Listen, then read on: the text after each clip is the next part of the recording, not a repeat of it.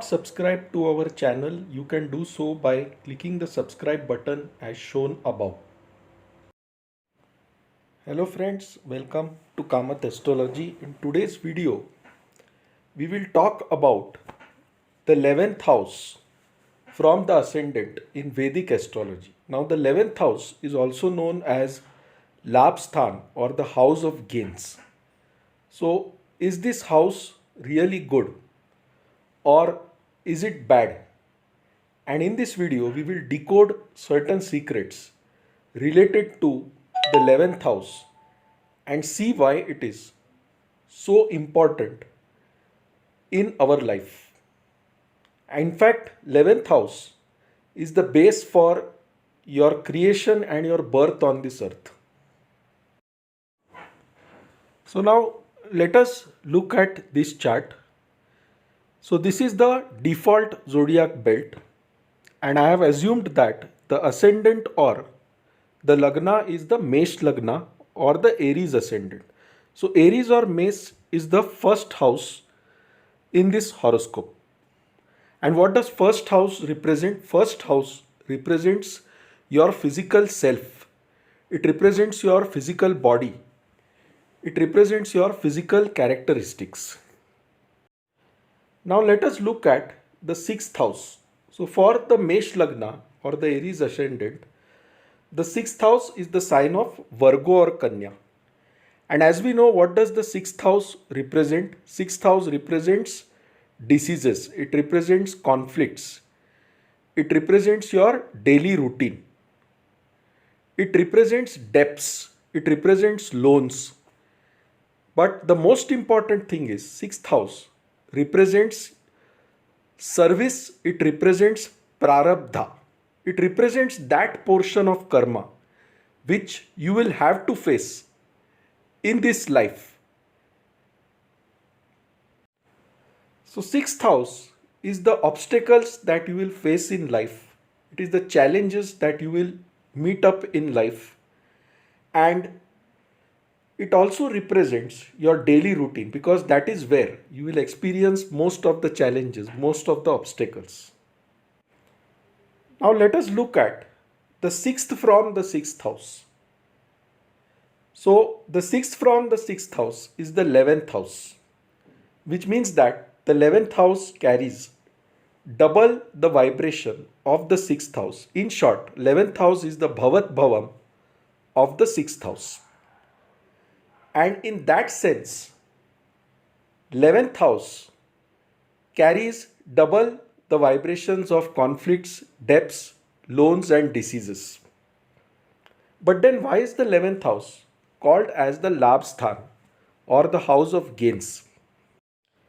11th house is also known as the house of desires, the house of wishes, the house of aspirations, which means 11th house represents vikaras or the habits within us or the tendencies within us. 11th house is 12th from the 12th house. And what is the 12th house? 12th house represents moksha or liberation. And 11th house represents the desire and wishes which we carry from our past life into this life, which actually becomes an obstacle to attaining moksha or liberation. So to attain those wishes, you do different kinds of things and you ensure that those wishes are fulfilled in this life. And therefore it is known as the Labsthan because you get material gain from the 11th house. It represents your income. It represents your gains. But those gains are only material gains. They are in fact an obstacle to your liberation. So if your 11th house is pure, you will not have rebirth on this earth. If the 11th house is clean, then you would not have been born here. It is because of those desires, those wishes that you are born, and 11th house is therefore the reason for rebirth on this earth. The 12th house from any house is the loss of that house. The 12th house from the 12th house is the 11th house. And 12th house is actually the house of moksha or liberation, which means that to attain moksha or liberation, you have to overcome those vasanas, those vikaras, or those tendencies which you have carried from the past life into this life. Now, let us look at the 8th house. In this example, the 8th house is the sign of Scorpio or Vrishik. And as we know, the 8th house in Vedic astrology represents buried things, represents secrets, represents research ability, represents a dark hole, represents mysteries, represents chronic diseases. Now remember this very important concept in Vedic astrology. The 4th house from any house represents the purification of that house, which means that the 4th house from the 8th house will represent curing of the chronic disease or the solution to cure the chronic disease. So if you are suffering from a chronic disease, an autoimmune disease, then to solve that disease, you need to look at the 11th house, the planets in the 11th house, or any planet aspecting the 11th house or influencing the 11th house. If you are able to purify your 11th house, then that chronic disease will disappear. Now let us look at the 7th house in Vedic astrology. In the default zodiac, the 7th house is the sign of Libra or Tula. And 7th house, as we know, represents partnerships, represents marriage, represents contracts. Now, what is the 11th house from the 7th house? The 11th house from the 7th house is the 5th house. And what does 5th house represent? 5th house represents children. It represents love. It represents romance. It also represents the Purva Punya or the good deeds of your past life. And therefore, the gain of the 7th house is the 5th house. That is your children, love and romance. So you will get good children only if you have done good deeds in your past life. And that will be the real gain from your marriage or partnership. Now another interesting thing. What is the 11th house from the 5th house? It is the 3rd house. The 3rd house is therefore very important for conception. The 3rd house represents our subconscious mind. If the 3rd house is afflicted by malefics, if the 3rd house is not good, you will have difficulty in conceiving children. Now see, in the default zodiac, the 11th house is the sign of Aquarius or Kumbh, and the sign of Aquarius or Kumbh is ruled by Shani as well as Rahu. And Rahu represents obsession. So whenever you have any planet in the 11th house, you will be obsessed with respect to the significations of that planet. For example, when you have Venus or Shukra in the 11th house. Now what does Venus or Shukra signify? It signifies comforts, it signifies luxuries, it signifies wealth, it signifies partnerships, it signifies sexual desires. So when Venus or Shukra goes in the 11th house, the person starts getting obsessed with these things related to Venus. And if Rahu is present with Venus, then those desires become carnal desires, which prove to be a big block in the path of attaining liberation or moksha. But with Venus in the 11th house, your income will increase, your wealth will increase, your profits will increase, your gains will increase, but only on the material front. But in reality, it is a big barrier to your liberation from the cycle of life and death. Now, let me put one more planet in the 11th house. Let us put the sun in the 11th house. Now, what does the sun signify? Sun signifies ego, sun signifies power, sun signifies authority, sun signifies rules. So person is obsessed with his own ego. Person has a strong craving for power, authority, and this person can do lot of multitasking. So when sun goes in Aquarius, you will see that the person generally has a tendency to crave for power, to crave for authority. He will try to overcome competition by all means.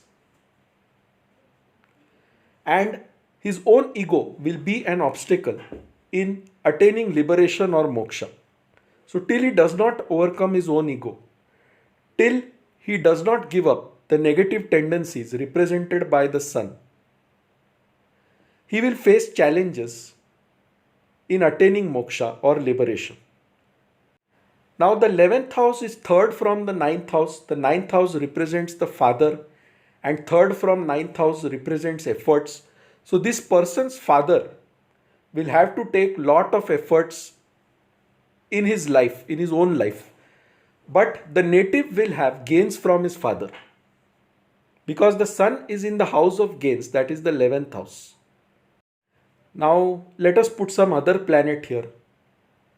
Let us put Saturn here in the 11th house. Now, in this case, for the Aries ascendant, 11th house is ruled by Saturn itself because Saturn is the ruler of Aquarius. But what does Saturn do in the 11th house? What does Saturn signify? Saturn signifies work. Saturn signifies hard work. Saturn signifies patience. Saturn also represents obstacles, hurdles, challenges. Saturn represents scarcity. So with Saturn in the 11th house, the person is obsessed with his work. The person will have lot of responsibilities. He will be obsessed with handling those responsibilities. Saturn sometimes creates a scarcity. So when Saturn creates scarcity, the desire to attain that thing increases. For example, if Saturn decreases your income, then the desire to gain more and more wealth increases, especially if Saturn is with Rahu here. So then it will create within you an intense desire to increase your income. If Saturn is alone, he will give you a steady good income. But if Saturn is with Rahu here, it will make you obsessed about your work, about gaining more and more money, and that will become a barrier in the path of your liberation. Now let us take one more planet. Let us put Moon here. Now the Moon represents mother, the Moon represents nurturing ability, the Moon represents caring. The Moon always waxes and wanes, so it represents lot of fluctuations. It represents your mind, it represents your mental state. So when Moon goes in Aquarius or in the 11th house, generally the income of the person will fluctuate a lot. The health of the person's mother may suffer because the sign of Aquarius is 8th from the Moon's own house, that is the sign of Cancer. So Moon in Aquarius or Moon in 11th house from any ascendant will generally give income fluctuations and problems to the health of the mother of the native. You may be obsessed with caring for someone with respect to the health of your mother, or sometimes you may also be obsessed with something related to water because Moon also represents water or fluid. Your mental state will not be very steady. Constantly thoughts will flow in and you will be disturbed when Moon is in Aquarius. And if Rahu is present with the Moon, it represents intense greed. But the Moon here does give good results on a material front. Now let us put Ketu here. Now what is Ketu? Ketu is about leaving something. Ketu is about giving up something. Ketu is about moksha. Ketu is about intuition. So with Ketu in the 11th house, you must always donate a portion of your income to serve others. For example, Ketu can give you sudden rise in wealth, sudden rise in income, but only if you do some things for free initially. For example, when Mukesh Ambani launched Reliance Jio, he offered the service free of cost to everyone. He had Ketu in the 11th house. Now, had he not done this, the business would never have shot up so much. Because Ketu is about giving away, Ketu is about leaving something. So, till you don't give something for free, till you don't donate a portion of your income to serve others, Ketu will not give you rise. And when you have Ketu in the 11th house, always remember this. Give service for free first, and then slowly you can think of doing some profits. But if you don't give that service for free periodically, then Ketu will bring about a downfall. Because Ketu is Moksha Karaka. He does not want you to get entangled in worldly things. So, with Ketu in Aquarius or with Ketu in the 11th house, offer services for free as much as possible. And then Ketu gives you a rise in wealth. Now, with Ketu in the 11th house, person may be obsessed with occult things, and he may not be very much attached to money also, because Ketu is about leaving something. So his income will not bother him very much if he does his work in a detached manner without bothering about income, about money. Then Ketu gives a rise in life. Now let us put Rahu here, the exact opposite of Ketu. So with Rahu here, the person is obsessed with making money, with increasing his income by hook or crook. And Aquarius is also the house of shortcuts. It is ruled by Saturn and Rahu. And Saturn produces scarcity. So when you have little of something, there is a tendency to try to get more and more of that by employing shortcuts. And Rahu is also signifying shortcuts, signifying easy way to attain things without actually putting the hard work. So with Rahu here, you will be obsessed with wealth, you will be obsessed with destroying competition, and you may also think of cheating somebody to attain your goals, because Rahu also indicates cheating. Now let me put Mercury or Budh here. Mercury or Budh represents commerce, represents banking, represents accounting, represents logical ability, analytical skills, marketing ability. So with Mercury here, you would be obsessed with all of these things. You would be obsessed with commerce, trade, documentation, accounting, all those things. But with Mercury in the 11th house, generally you would get some kind of autoimmune disease such as Parkinson, Alzheimer's at a later stage in life, because this is the 6th from the 6th house and it carries double the vibration of the 6th house. So you could get the diseases signified by Mercury when Mercury is in a bad condition in the 11th house or afflicted by Ketu, Rahu or Shani. If Mercury is in bad affliction, you would have speech related problems. You would also get skin diseases, because Mercury also signifies the skin on our body. But if Mercury is in a good condition, it will give you gains through trade, commerce, banking, accounting and related subjects. Now you would be surprised to know that there is a deep connection between the 3rd house and the 11th house. Whatever was the 3rd house in this life, in the next life, that will become your 11th house. And whatever was the 11th house in your last life, that has become the 3rd house in this life. The 3rd house represents your subconscious mind. So if your subconscious mind has pure thoughts, then the 11th house becomes clean and it takes you closer towards liberation and moksha. Now let us put Jupiter in the 11th house. So when I told you that when any planet goes in the 11th house, you will be obsessed with related to the significations of that planet. So what does Jupiter signify? Jupiter signifies higher learning or gyan. So you would be obsessed with obtaining divine knowledge, higher learning. And 11th house also represents envy. So you could have some envy with your guru in the past life with respect to his knowledge.